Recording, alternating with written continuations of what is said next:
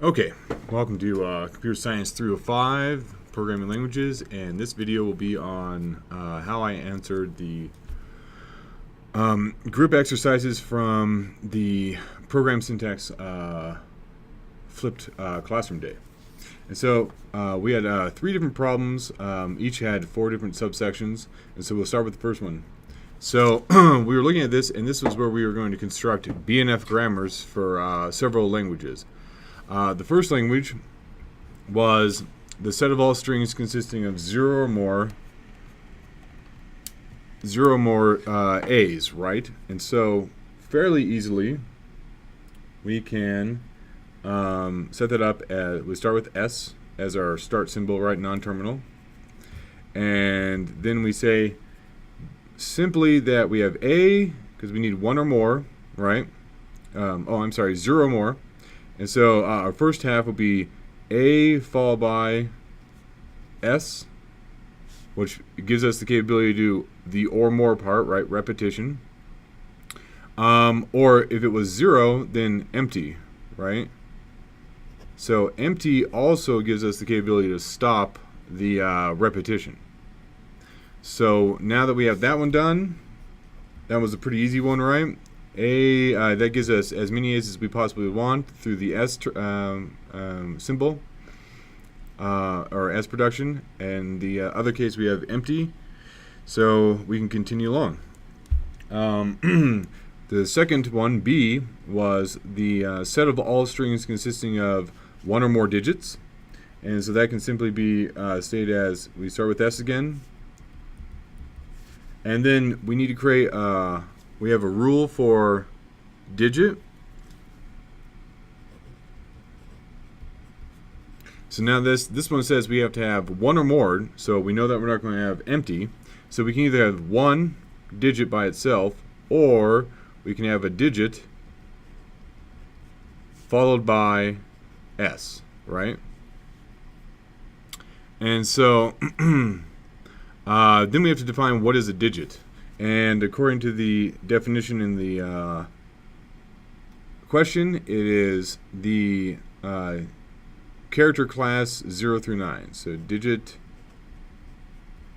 then is defined as 0 or 1 or 2 or 3, 4, 5, 6, 7, 8, or 9. Right? So that's pretty simple. C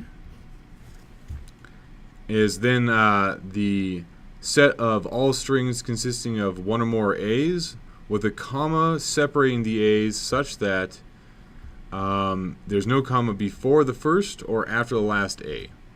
So then that it can be, we start with S again in this case, although you can use whatever start symbol you want. And we say we have, now it has to be one or more. So we know we need at least one. Or we need an A followed by a comma S, right?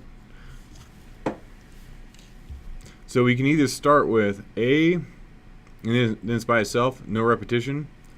Or we can start with A, then a comma, and then we can continue that process through repetition, and that will finally end with a single A, or but will never end with a comma, and it never begins with a comma. So that's good. D was the set of all strings consisting of an open bracket, the open square bracket symbol, followed by a list of 0 or more digits separated by commas, followed by a closing bracket symbol, so the closed square bracket. So this one we're going to start with S. And then we know that we need the open terminal and the end terminal. And then inside of here, we need to create a list of digits. So I actually call that digit list. But we also know that we can do the same thing, only we need to have an empty list, so nothing. So there's 2 ways you can do this. You can actually have the list return empty, which I think we'll do that. We'll scratch this out, and we'll say S And so now digit list, sorry, let's get rid of all that. Digit list, right, is then equivalent to, we can say it can be one digit, right? That satisfies one part of this. It can be a digit followed by a comma and digit list. This satisfies the 0 or more, or the or more section of the requirement, or it can be empty. Actually, I don't want to do that. I think I was right in the first place. So we just do up here, we say empty, because if I make it empty down there, it gives us the capability to have a comma following emptiness, and we don't want that. So don't mind all the scratches. Basically what we have is a digit list that is comprised of a digit, and the digit is the same as it was up here in B. But once we have that, we then have the capability to have, because of the empty bracket, we can have the 0 more part, the 0 part, and then the digit part gives us, the digit list part gives us the or more separated by commas, right? So that solves those problems. Then the problem was to continue this. I'll do this on the next page, using EBNF. And so we start that, and that we rewrite these using the improved capabilities that EBNF gives us. So for A, yet again, we're doing the 0 or more A's, very simple grammar. Well, if we do this in EBNF, it gives us extra syntax that makes it extremely easy to write this. And so this one is simply, we can use the curly braces to write this.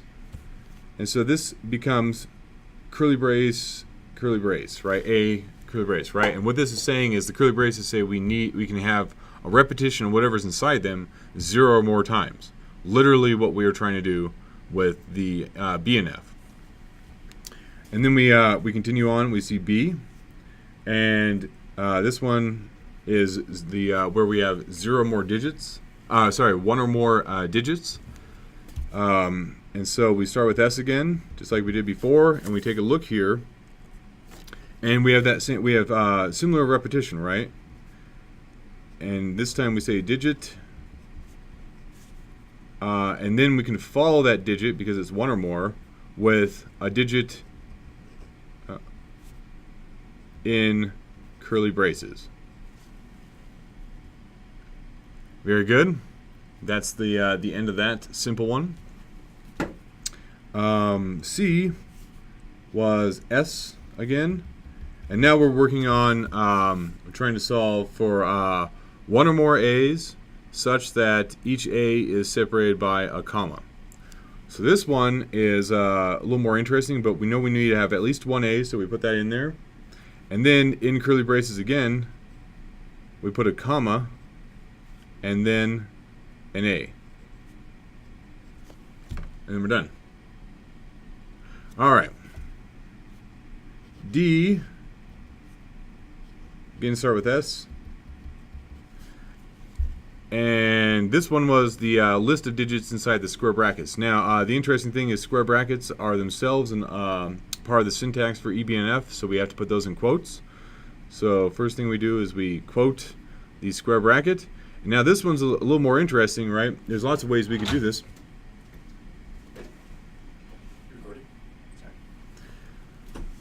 So how we can do that is simply by creating a optional. So the square bracket says optional, and then in there we put a digit.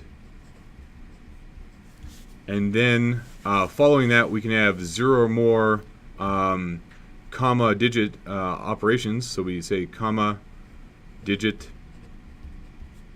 end the curly braces, and then we end that optional term. So now that gives us the 0 or more, 0 or 1 for the square brackets. So we can have 0 or 1 digit followed by 0 or more comma digits, and then we end the whole thing with the end square bracket in quotes. So yay, we solved that one. That was pretty good. Then the next part is the third exercise was simply to go ahead and develop these into using syntax diagrams. So starting with the EBNF, we can then simply start with A, where we want to design a syntax diagram that says 0 more A's. So we start with S as our non-terminal symbol that we're going to start with, and then we can have, since we can have 0 more, we can just have the straight line, and then we have an A terminal symbol that we can loop on. That gives us that capability. Very easy, simple day. B is slightly more annoying than the previous, but this one can be done by having, since we're just simply doing a digit, right? But we have to have one or more. We start with S, we go into the digit box, because a digit is a non-terminal symbol. And then we can end, because we need at least one or more, but we can also loop around, come back to the start of digit, and that gives us the looping construct. The digit itself is defined as a selection between all the different possible non-terminal symbols that terminal symbols that are digits. So 0, 1, 2, 3, 4, 5, ... 9, because I don't want to write all of them.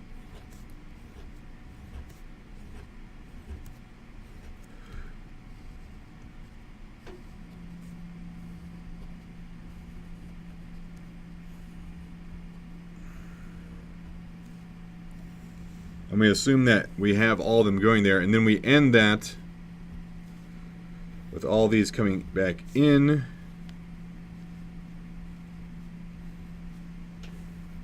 All right, that one's done. Now, C was looking at, we have one or more A's separated by commas, and so yet again, we start with S, and that goes into the at least one A, and then we can end. We can then loop around to a comma symbol, right? And then come back up, and then we start the A again. So that one's pretty simplistic and easy day. And then finally we have D. D was the digit list inside these square brackets. And so this one starts again with S. We go to the first terminal symbol, which is the open bracket, and then we can go all the way to the end terminal symbol, which is the closing square bracket, and that gives us the if it's empty section. And then we can have then you can go into a digit, which is and so this one creates a loop within a loop, right? And so basically, we come down into digit, and then we can end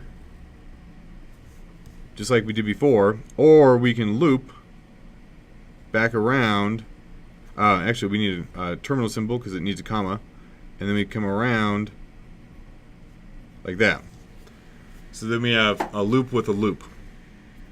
And so that's the end of solving this. And I'm hoping that everyone else gets this and it makes complete sense to you. If it doesn't, please come find me at my office hours on Tuesday or Thursday, and we can talk about this and so that you can get more clarification.